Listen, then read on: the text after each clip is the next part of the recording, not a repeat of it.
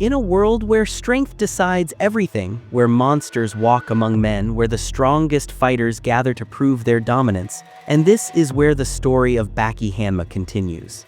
The son of the strongest creature on Earth, Yujiro Hanma, Baki has spent his entire life fighting to surpass his father. And after facing legends, criminals, and warriors from around the world, it seemed like there was no opponent left who could push him any further. After countless brutal battles, Baki has already defeated many of the world's strongest fighters, but victory brought him something unexpected: boredom. Because when you reach the top, there is no one left to challenge you.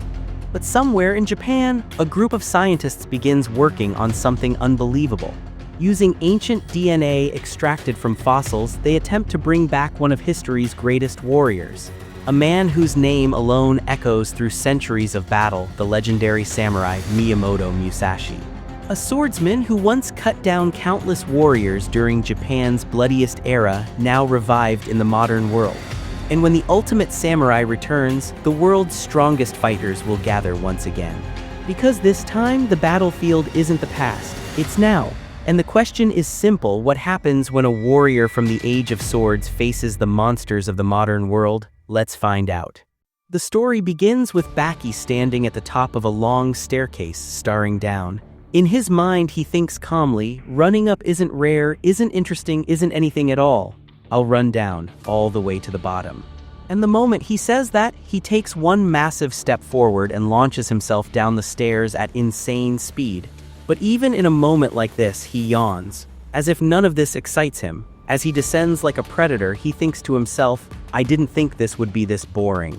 Then suddenly, we cut into a massive arena, a UEC fight. Inside the ring stands the undefeated champion Atlas. For 7 straight years, he has ruled the throne, victory after victory, no real competition. The world calls him pound for pound, but to him, that title feels empty. He's tired of it. The fight begins. His opponent charges at him aggressively, trying to overwhelm the champion from the start, but Atlas doesn't even flinch. With one perfectly timed punch, the opponent staggers. Then Atlas grabs him and slams him down with a brutal suplex. The crowd explodes, but Atlas, he's thinking about something else entirely. I've already had enough of this sport. I don't want to be called the best, I want to be called the strongest. As these thoughts run through his mind, he keeps punching his opponent again and again, completely lost in his own boredom. The referee pulls him away. That's when Atlas finally snaps back to reality. He realizes he might have gone a little too far. After the match, reporters surround him, cameras flashing. One of them asks, I don't understand, why did you come to Japan? Atlas looks at them and answers, isn't it obvious? He pauses. Because in this country exists the one everyone acknowledges as the strongest. And the moment he says that, we understand. After declaring his purpose in Japan, Atlas arrives to meet the man who controls the underground arena, Mitsunari Tokugawa. Tokugawa looks at Atlas and asks him directly, why do you want to fight? Haven't you already received enough recognition on the surface? Atlas doesn't hesitate. I saw that father-son quarrel. It was the first time I saw a human body move that beautifully. He's talking about that legendary battle, the clash between Yujiro Hanma and Baki Hanma, a fight that shook the world. Atlas continues, to confirm that you are promoting that boy Baki Hanma. I crossed the Pacific Ocean. Tokugawa laughs. So you want to fight that kid? He's strong, and this isn't a match protected by rules. I hear you earn 400 million yen per match. Atlas answers calmly, I am strong too. I don't care about the money. I know I won't get paid. However, I can obtain the real title of the strongest on Earth. And then he adds confidently, if you want, I can fight even tonight. Tokugawa suddenly bursts into laughter. So fine, the match is tonight. For the first time, Atlas panics. Wait, no, it's not that I'm complaining, but doing it on such short notice. Besides, Baki Hanma doesn't even know about this. That confidence from before, gone for a second. Tokugawa looks at him seriously now. Mr. Atlas, Baki is ready, anytime, anywhere, against anyone. He won't refuse. That's why he's the strongest.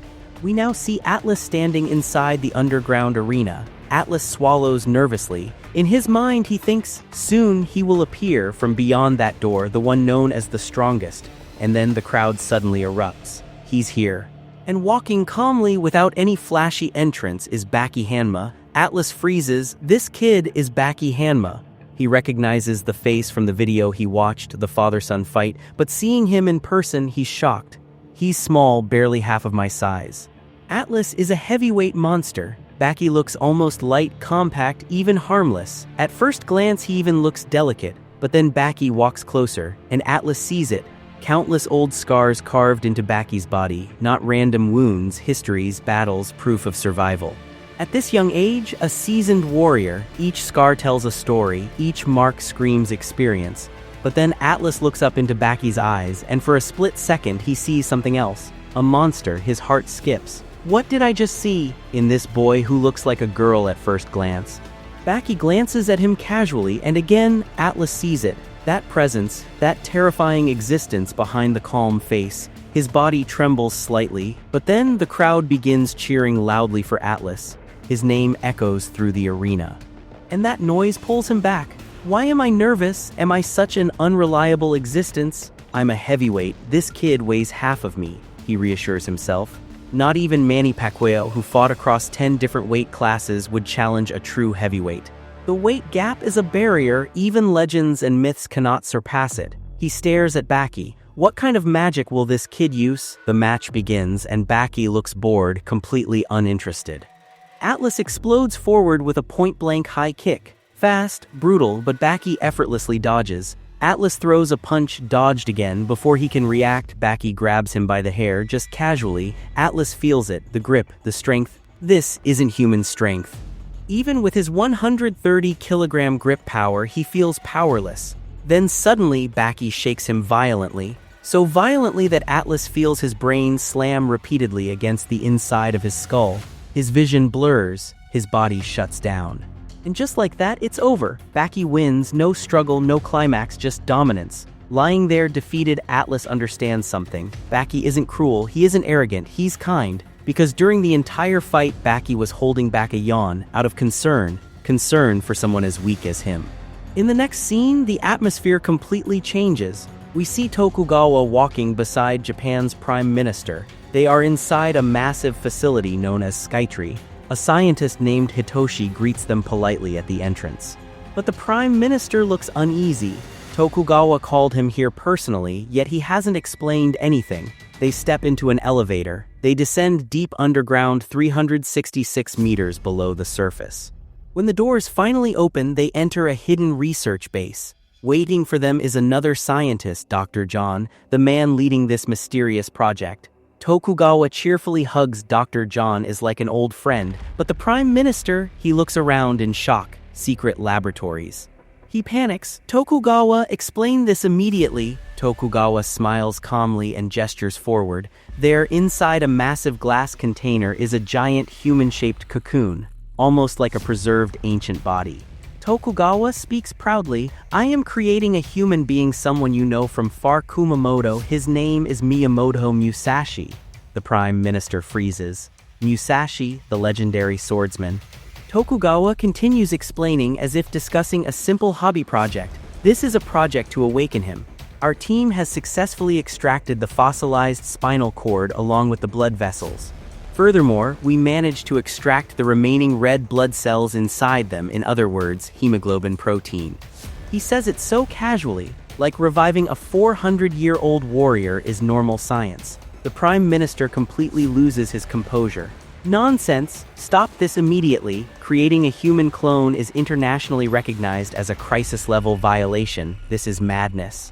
But Tokugawa laughs. Then he looks directly at the Prime Minister and says, would you be able to say those same words in front of a living Musashi himself?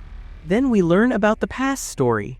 Dr. John is a paleontologist who always questioned normal scientific thinking. Most scientists were happy just displaying dinosaur fossils in museums looking at bones from the outside. But Dr. John thought differently. He believed, why only look at the surface? Why not break the fossils open? Why not examine what's inside? He compared fossils to eggs. The shell is just a container. The real value is inside. So when he finally got a Tyrannosaurus backbone, he decided to do what no one dared to do, split it open. When he broke open the fossil, something unbelievable happened. Scientists used to believe that only hard parts like bones and teeth could fossilize. But inside the backbone, they found soft tissue, blood vessels, flexible material that could stretch protein fibers, amino acids similar to birds. This completely changed scientific common sense. It proved that even after 70 million years, some biological material could survive. And if protein survived, then maybe DNA could survive too. And if DNA could survive, then cloning dinosaurs might actually be possible. This discovery made Dr. John famous overnight. Just 4 days after publishing his research, a man from Tokyo visits him. He brings a huge trunk full of money. It wasn't a simple offer, it was a massive deposit. Dr. John is confused but curious, so he travels to Tokyo. In Tokyo, he meets a sharp-eyed old man, Tokugawa. His code name is Goroko. His English is bad, but his message is clear. I want to create a person. Since he's talking to a cloning expert, it doesn't mean raising a child. It means human cloning, and human cloning is forbidden worldwide. But then Goroko says something shocking. I will secure the body of Miyamoto Musashi. Yes, Miyamoto Musashi, the legendary samurai, the symbol of the strongest swordsman in Japanese history. Dr. John is taken to a massive secret lab located 366 meters underground. Above it stands a giant 634-meter tower.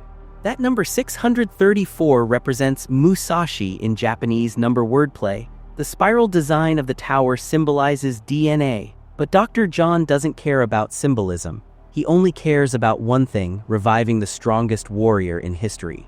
Goroko asks for his cooperation. Cloning a human is like playing God, but Dr. John doesn't hesitate. He says, I want to make Miyamoto Musashi stand in this world again, even if it means defying God. And in that moment, he chooses science over morality. He turns his back on God. Back in the present, we see Baki completely exhausted after finishing his intense daily training. He lies down quietly, listening to his own heartbeat. It's calming and grounding, a small moment of peace after the physical strain. Suddenly, his ears catch something unusual. There's a massive heartbeat, loud, powerful, and not his own. It doesn't match anyone he knows. Baki immediately senses that this heartbeat is different, extraordinary. He's confused but alert. On the other side, the team has successfully extracted Musashi's spinal column. At first glance, they're shocked. The spine doesn't even look human. It's thick, strong, and almost feline in form. This is remarkable. It shows how Musashi's daily life and relentless training literally shaped his skeleton. Not just his muscles or skin, even his bones bear the mark of constant practice. This is the skeleton of a true samurai. Hitoshi wonders what Musashi's face must have looked like, since the old self-portraits are far too stylized. But Dr. John reminds him that it doesn't matter. What they are about to create is Musashi himself, alive. After saying this, he carefully splits the spine down the middle. Observing it, he remarks, even without microscopes, the arteries are visible. The elasticity of the tissues is apparent. This isn't a fossil, it's fresh, preserved in a remarkable state. Dr. John starts to cry. We can become Mr. Musashi's parents, he whispers, overcome with emotion, because what they are about to do is nothing short of bringing him back to life. Then we see Baki again, pushing himself as usual, running over 40 kilometers in a day. He knows his body can only heal and grow stronger through constant motion. Just before reaching his marathon goal, he feels it again, that mysterious heartbeat. Along with it comes an unending yawn, a strange mix of calmness and anticipation. Baki senses that something is coming, something he can't fully understand yet. And that's where episode 1 ends. If you enjoyed this episode and want more, hit 11 likes on this video and I'll bring the next one soon. Thanks for watching.